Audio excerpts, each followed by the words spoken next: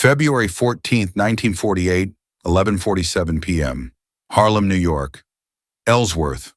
Bumpy Johnson turns into the alley behind 142nd Street and stops dead.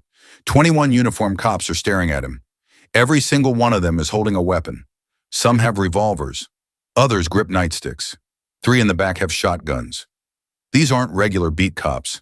They're Sergeant Virgil Crenshaw's boys. The same squad that's been shaking down Bumpy's numbers runners for 6 months. The same men who beat Cornelius Wright to death in a holding cell. The same crew that dumped Delmore Tibbs in the East River. Now they've come for the boss himself.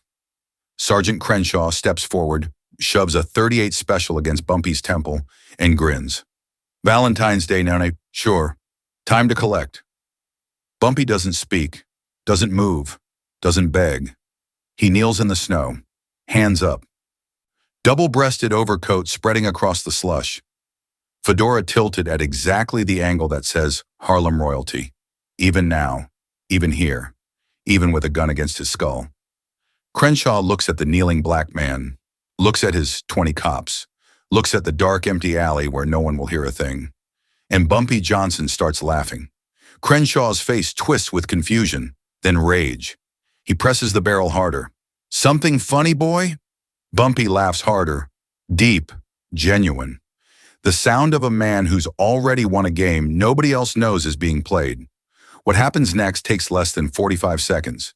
21 cops will die. Not a single one will ever be reported missing.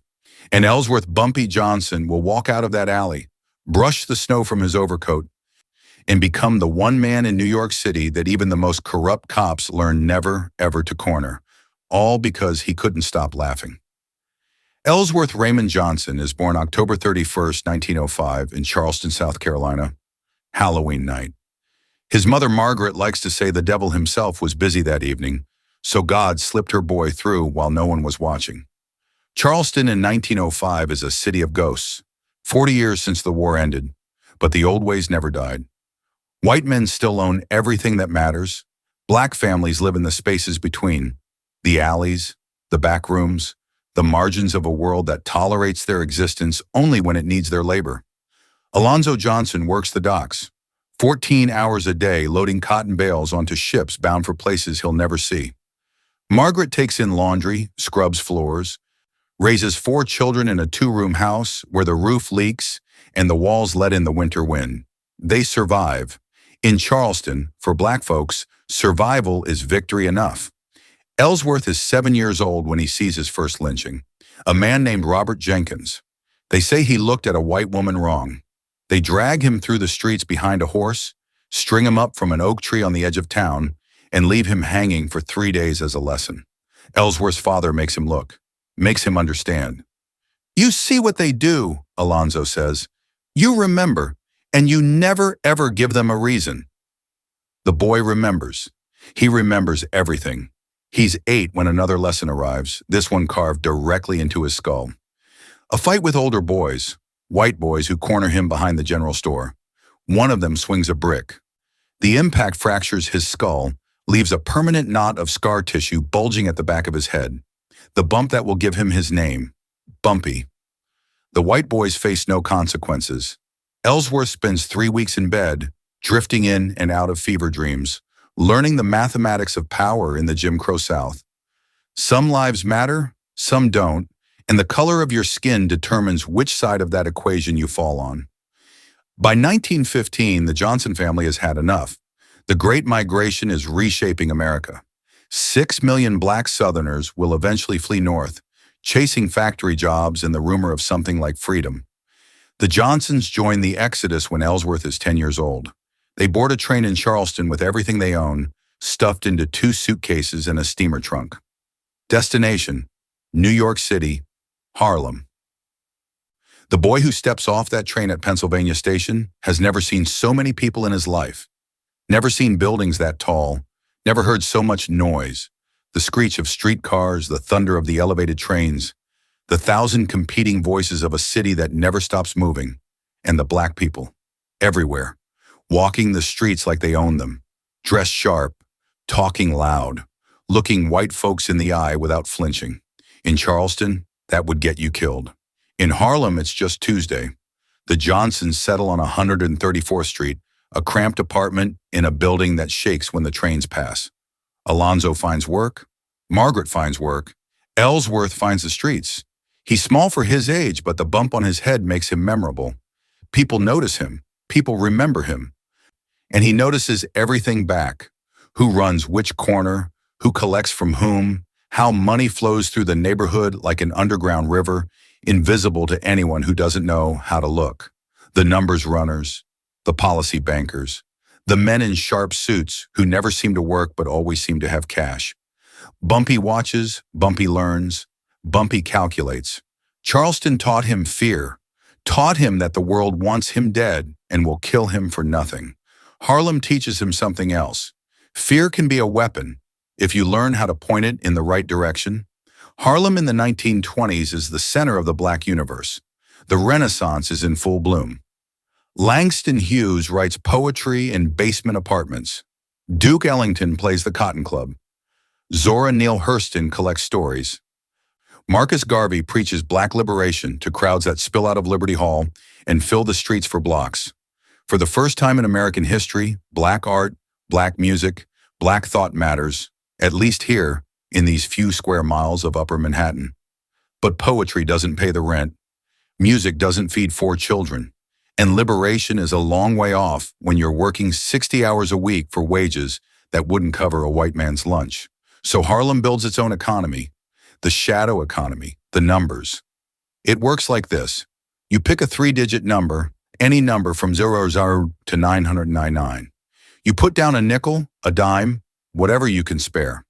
If your number hits, determined by some agreed-upon random outcome, usually the last 3 digits of a racetrack's daily handle, you win 600 to 1. A nickel becomes $30. A dime becomes 60. For poor folks, it's the only lottery that exists. The only shot at a windfall in a system designed to keep them exactly where they are. The numbers employ thousands. Runners who collect bets. Controllers who manage the runners. Bankers who hold the money and pay out the winners. A vast underground enterprise generating millions of dollars a year, all of it flowing through Black hands in Black neighborhoods, while white America pretends it doesn't exist. Bumpy Johnson starts running numbers in 1925. He's 20 years old, lean and hungry, with a reputation for reliability and a gift for reading people. The bump on his head makes him recognizable. His memory makes him valuable. He never writes anything down, keeps every bet locked in his skull, immune to police searches. His mentor is Casper Holstein. Holstein is a legend. Born in the Virgin Islands, arrived in Harlem with nothing, built himself into the policy king of the neighborhood. He lives in a brownstone on 140th Street, drives a Packard, bankrolls the Harlem literary scene. When Langston Hughes wins the Opportunity Magazine Poetry Prize, it's Holstein's money behind the award, a gangster funding the Renaissance. Only in Harlem does that make sense. Holstein sees something in Bumpy, not just intelligence. Harlem's full of smart young men. He sees patience, the willingness to watch and wait, the understanding that in this business, the man who moves too fast dies first. Numbers isn't about gambling, Holstein tells him. Numbers is about trust. People trust you with their money, their hopes, their dreams of getting out. You break that trust, you're finished. You keep it, you're king. Bumpy keeps it. 3 years of running, then controlling, then collecting. Learning every street, every face, every rhythm of the neighborhood. Learning who can be trusted and who's working for someone else. Learning that the police aren't obstacles, they're business partners, bought and paid for. He's 23 when he gets arrested for the first time. A sweep, nothing personal. 2 weeks in the tombs before Holstein bails him out. He emerges with new contacts and a better understanding of how the system works. He's 25 when he kills his first man. A robbery gone wrong on Lenox Avenue. 2 men with pistols try to take his collection. $400 in small bills and coins. Bumpy puts 3 bullets in one and breaks the other's neck with his bare hands. The police investigate for approximately 48 hours before filing it as self-defense and moving on. His reputation changes after that. The numbers runner becomes something else. Something more dangerous. Holstein nods approvingly. Prison comes later. Assault charges. A setup that doesn't quite stick. Inside, Bumpy learns to play chess. Learns to think 3 moves ahead. Learns that patience isn't weakness. It's the deadliest weapon a man can carry. The year is 1932. The Depression is grinding America into dust. Banks fail. Factories close. Bread lines stretch around city blocks. In Harlem, things are worse than most places. They always are. But the numbers keep running. Poor people still dream. A nickel bet is still the cheapest hope you can buy, which is exactly why Dutch Schultz decides he wants in. Arthur Flegenheimer, the Dutchman, is a Bronx-born killer who built his empire on beer during Prohibition. Ugly as a bulldog, mean as a snake, and smart enough to see what's coming. Prohibition is ending. The beer money will dry up soon. But the numbers? The numbers are forever. Harlem's policy banks clear an estimated $20 million a year. $20 million, flowing through black hands in black neighborhoods, building black wealth. Dutch Schultz looks at those numbers and sees one thing: money that should be his. He doesn't ask. He takes. The first banker to resist is a man named Henry Miro. They find him floating in the Harlem River with his throat cut ear to ear. The second is Joseph Eisen, beaten so badly his own mother can't identify the body. The third, the fourth, the fifth. The message is clear. Pay tribute or die. Most pay.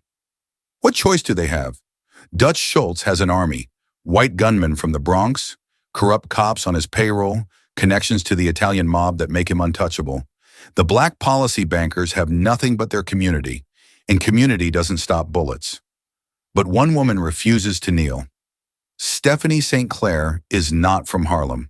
She's from Martinique by way of Marseille, and she carries herself like the Caribbean aristocracy she claims to be. Tall, elegant, fierce. They call her Madam Queen, and she's spent 20 years building a numbers operation that rivals anyone's in the city. She owns buildings. She throws parties. She takes out ads in the Amsterdam News denouncing the NYPD for their raids on black businesses while ignoring white gangsters.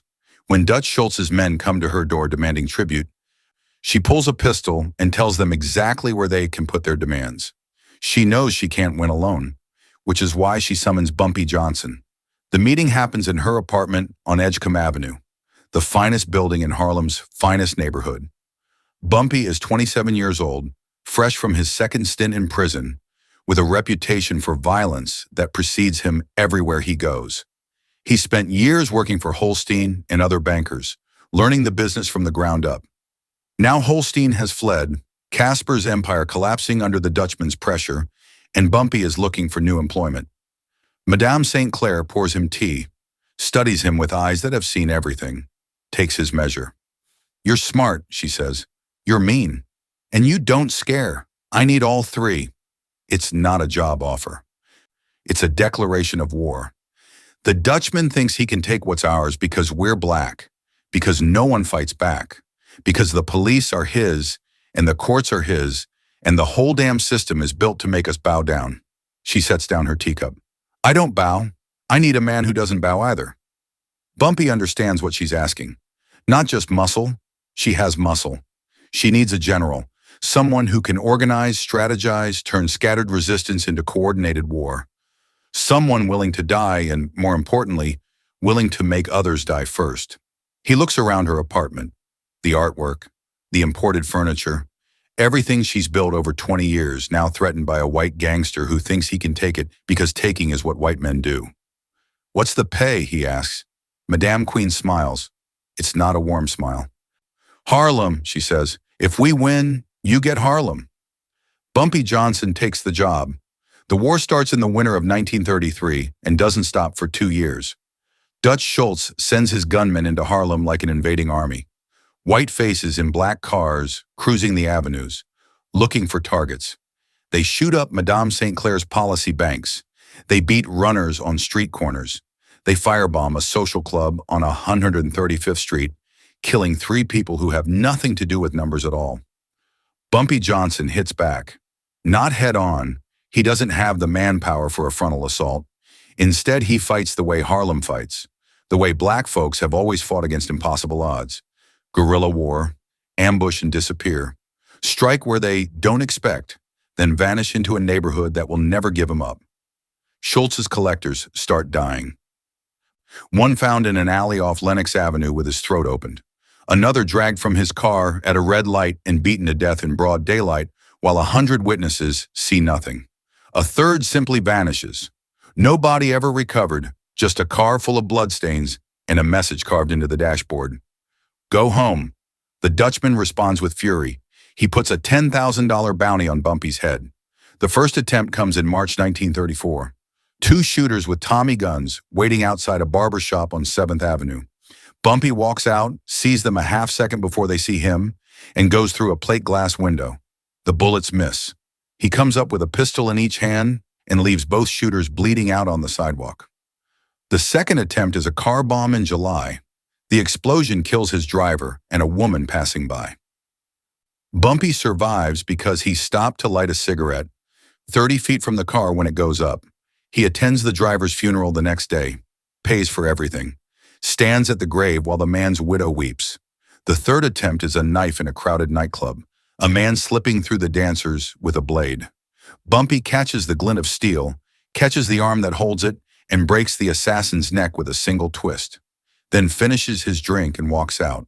3 attempts, 3 failures. The bounty goes uncollected. By 1935, Bumpy Johnson is the most feared man in Harlem, and also, somehow, the most loved. Because while the war rages, he never stops taking care of his people. He pays for funerals when families can't afford them. He loans money to shop owners without charging interest. When a landlord tries to evict a widow and her children, Bumpy visits the man personally. The eviction never happens. His enemies call him Mr. Untouchable, spitting the name like a curse. His neighbors just call him Bumpy. October 23, 1935, Newark, New Jersey, the Palace Chop House. Dutch Schultz is eating dinner with 3 of his men when 2 gunmen walk through the front door. The shooters work for the Commission, Murder Incorporated, the enforcement arm of the Italian mob. Schultz has been making noise about killing Thomas Dewey, the special prosecutor investigating organized crime. The bosses decided he's too crazy, too unpredictable, too dangerous to live. They put 14 bullets in him. He dies the next day, babbling nonsense to the nurses, his empire collapsing around him. In Harlem, people pour into the streets, not to mourn, to celebrate. 2 years of terror ended in a chop house in Jersey by men Bumpy Johnson never met. The Dutchman is dead, and no one in his organization cares enough about Harlem to keep fighting for it.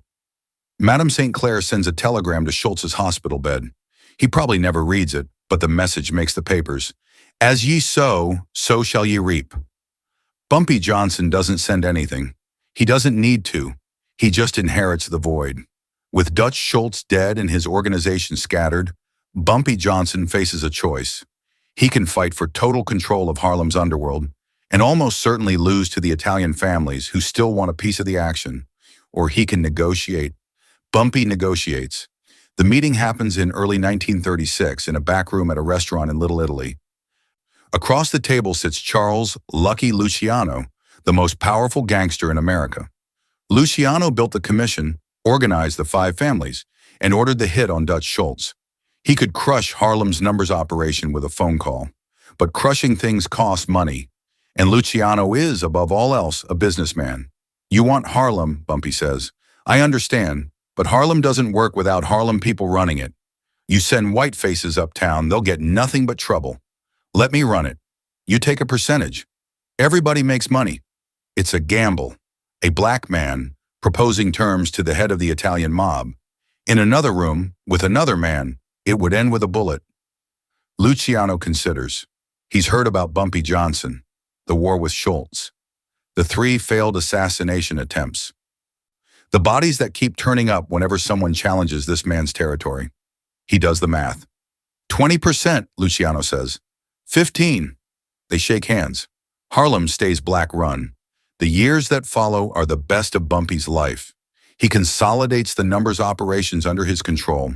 He brings the scattered policy banks into a single organization, eliminates the independents who won't cooperate, and builds a machine that runs smoother than anything Dutch Schultz ever managed.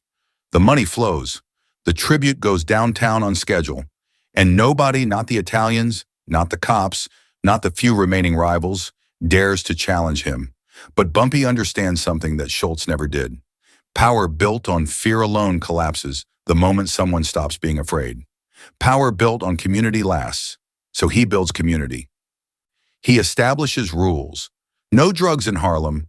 Heroin is already creeping into black neighborhoods, destroying families, and Bumpy wants no part of it. No violence against civilians. No shaking down legitimate businesses. The numbers are enough. The numbers are clean or clean enough. Let the people have their nickel dreams. He attends Abyssinian Baptist Church on Sundays, sits in the back pew, head bowed, while Reverend Adam Clayton Powell Sr. preaches about justice and redemption. After services, he shakes hands, asks about people's children, listens to their problems.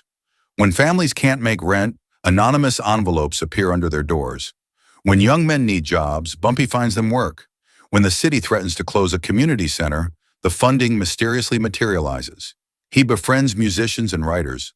Billie Holiday knows him. Langston Hughes knows him. When jazz players get in trouble, drugs, debts, women, Bumpy is the one who fixes things.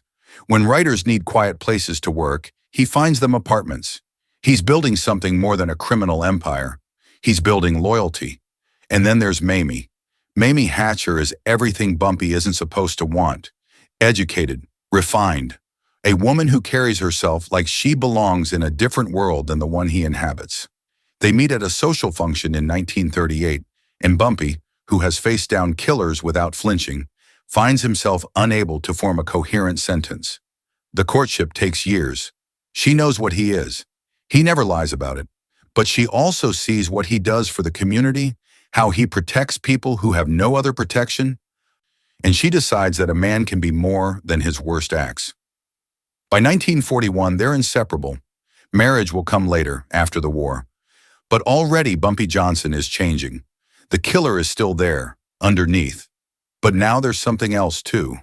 A man worth loving. December 7th, 1941. Pearl Harbor burns, and America goes to war. Within weeks, Harlem's young men are lining up at recruitment offices. They volunteer by the thousands.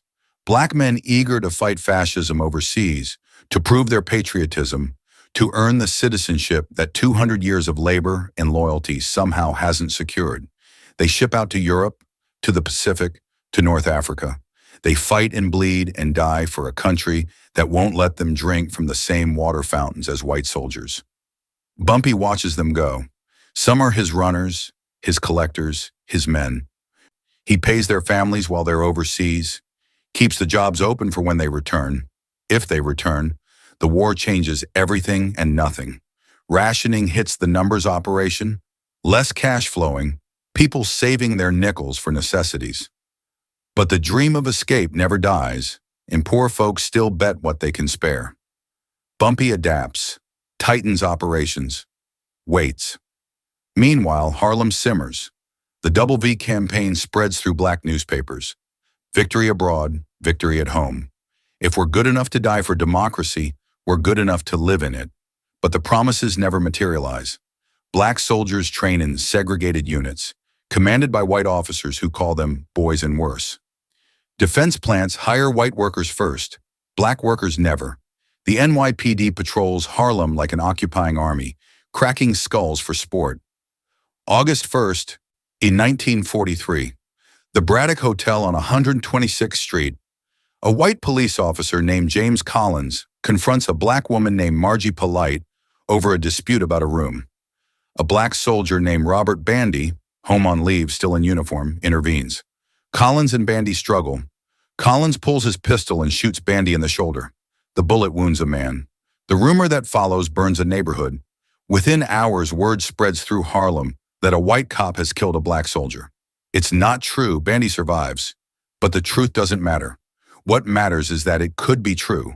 What matters is that everyone in Harlem knows a cop could kill a soldier, could kill anyone, could kill them, and face no consequences whatsoever. Harlem explodes.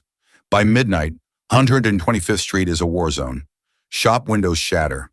Fires bloom in storefronts. Thousands pour into the streets, rage overflowing after years of indignity, after decades of brutality, after centuries of being told to wait, to be patient, to accept what's given and be grateful. Bumpy stands on a rooftop and watches his neighborhood burn. He doesn't participate, doesn't try to stop it either. This isn't about him.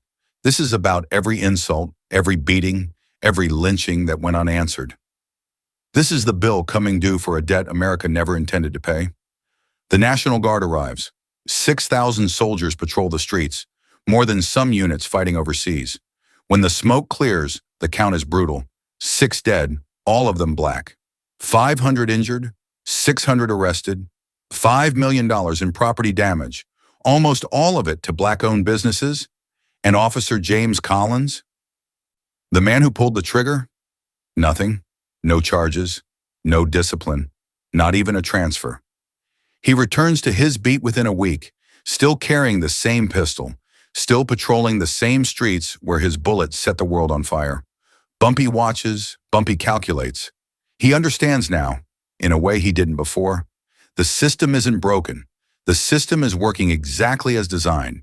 It has more guns, more soldiers, more cells than any community can fight. Open war is suicide. The riot proved that, 6 dead and nothing changed. But there's another way, become too costly to kill. Make them understand that touching you means touching everyone who depends on you. Build yourself into the community so deeply that destroying you destroys the peace they need to function. Make the price of your death higher than the price of your life.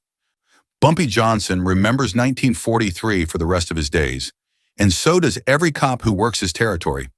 The trouble starts in the summer of 1947 with a man named Virgil Crenshaw.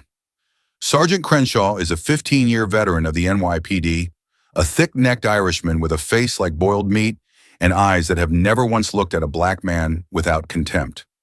He runs a squad of 20 cops out of the 32nd Precinct, 20 men handpicked for their willingness to take orders, keep secrets, and swing nightsticks without asking questions.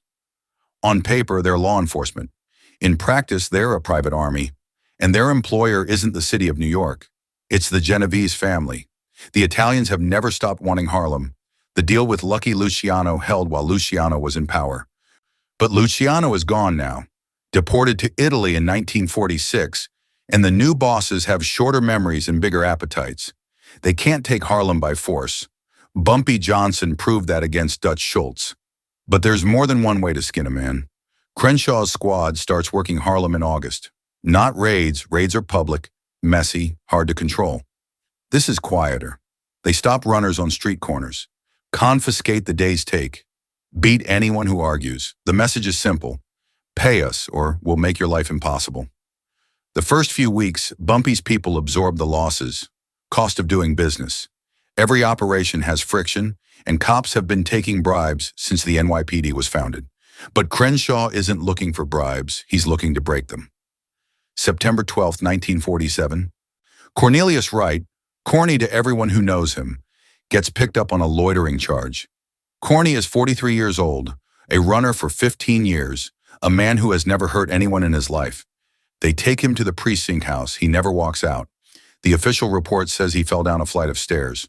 The coroner counts 17 separate fractures, a ruptured spleen, and internal bleeding consistent with being beaten by multiple assailants over an extended period. Nobody is charged. Nobody is disciplined. The file is closed in 2 days. Bumpy attends the funeral, stands in the back of the church while Corny's widow weeps and his children stare at the closed casket that hides what's left of their father.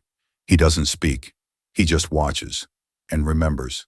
January 1948. Delmore Tibbs, another runner, disappears on his way home from a collection route. They find him 4 days later, floating in the East River near the Harlem River houses. Throat cut, hands bound. A professional job, meant to look like gang violence. 2 deaths in 4 months. Both men worked for Bumpy. Both deaths ruled accidental or unsolved. The pattern is clear. Soften the target. Kill the lieutenants. Demoralize the troops. And when the boss is isolated, when his people are too scared to stand with him, move in for the kill. Bumpy knows this pattern. He's used it himself, which means he knows what comes next. He doesn't run, doesn't hide, doesn't beg the Italians for protection or try to negotiate with men who have already decided he needs to die. Instead, he prepares.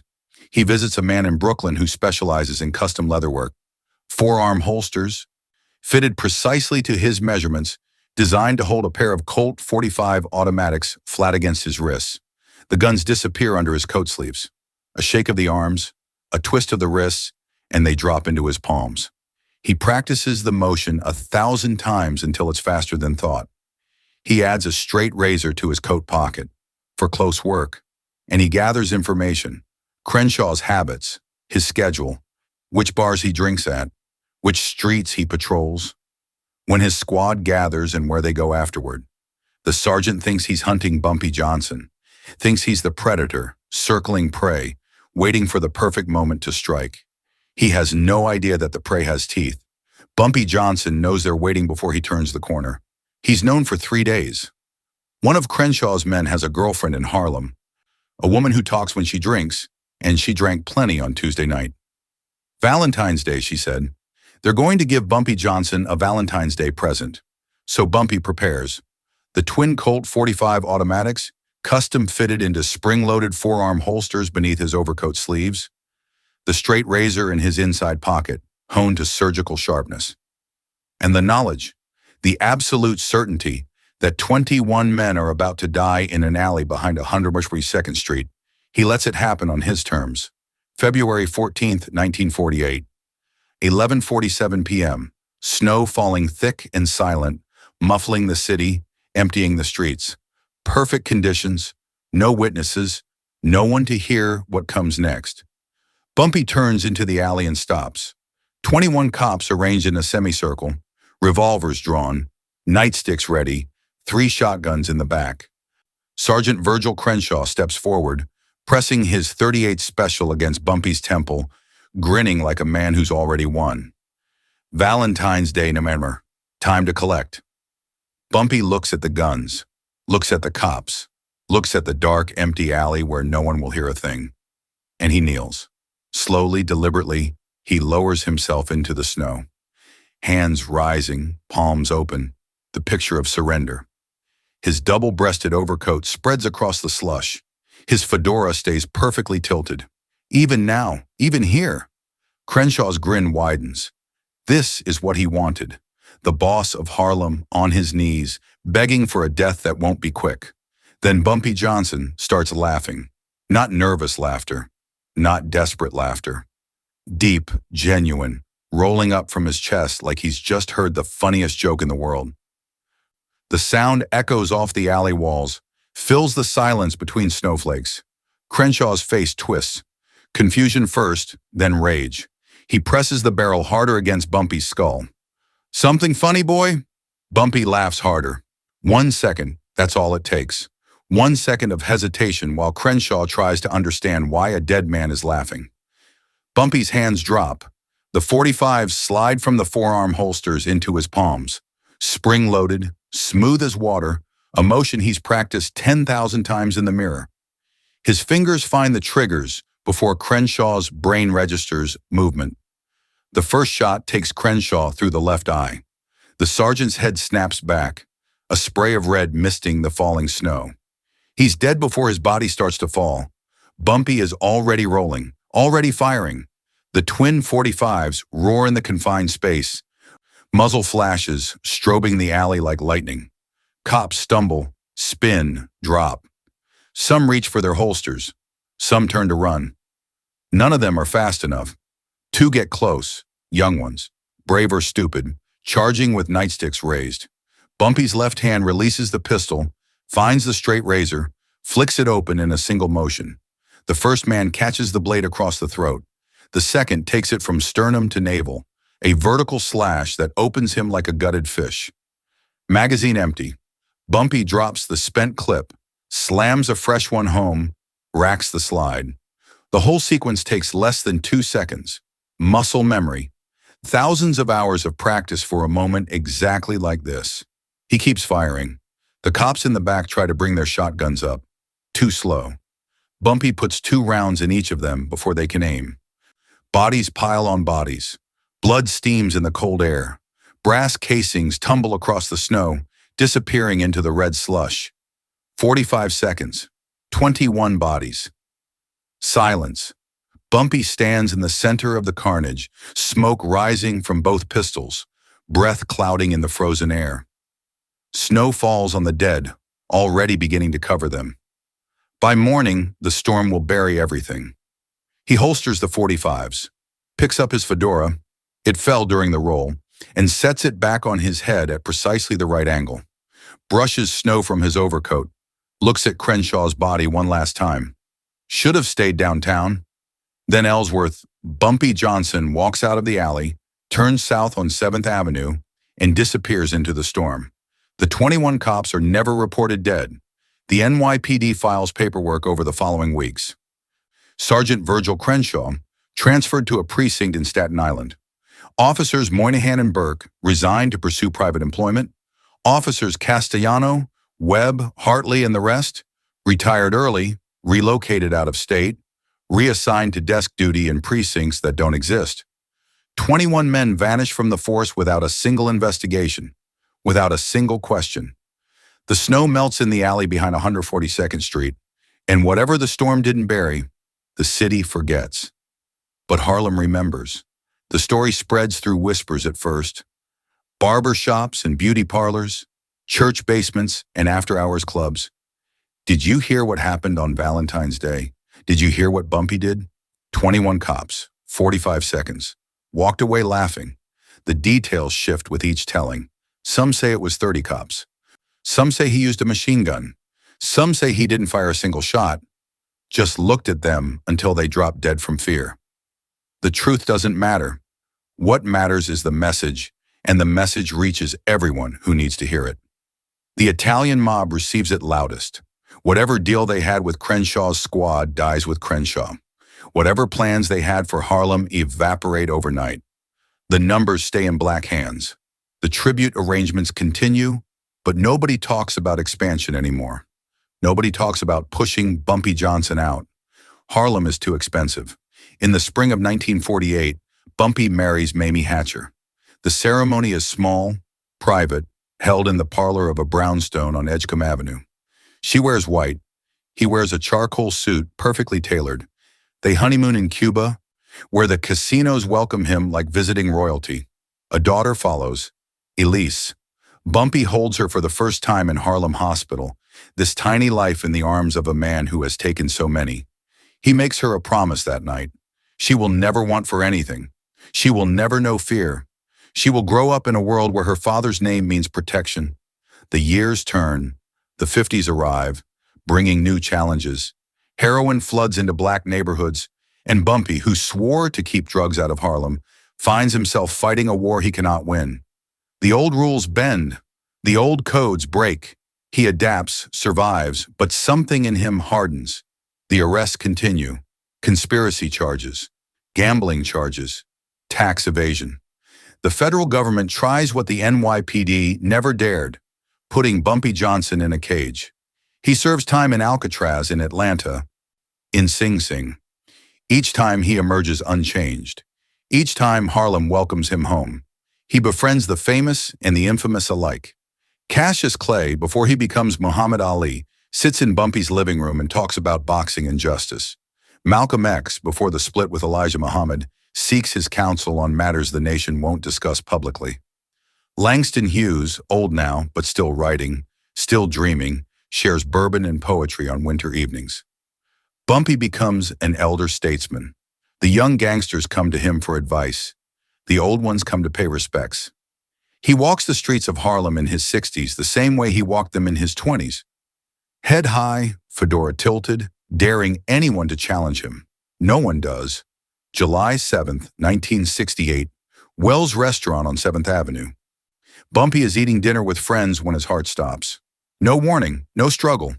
One moment he's laughing at a joke, and the next he's gone. They say he died with a smile on his face, though that might just be the legend talking. He's 62 years old, still free, still feared, still loved. They bury him in Woodlawn Cemetery in the Bronx. Thousands attend. The streets of Harlem go quiet that day, quieter than they've been in decades. Even the hustlers stop hustling, just for an hour or two. In a world that wanted him dead from birth, Ellsworth Bumpy Johnson refused to die on anyone's terms but his own. That's what survival really means. Not just staying alive, staying free in a system designed to cage you. In Harlem, they still tell the story. The alley, the snow, the laugh that changed everything. They don't corner Bumpy Johnson. Bumpy Johnson corners you. And that's the story of Bumpy Johnson, the man who laughed at 21 cops and walked out of that alley as a legend. If this story hit different, drop a comment below. Tell me, what would you have done with a gun to your head and 45 seconds to live? Smash that subscribe button if you want more stories like this. We're out here finding the most insane untold moments in history, the ones they didn't teach you in school. Hit the bell so you don't miss the next one. I'll see you in the next one.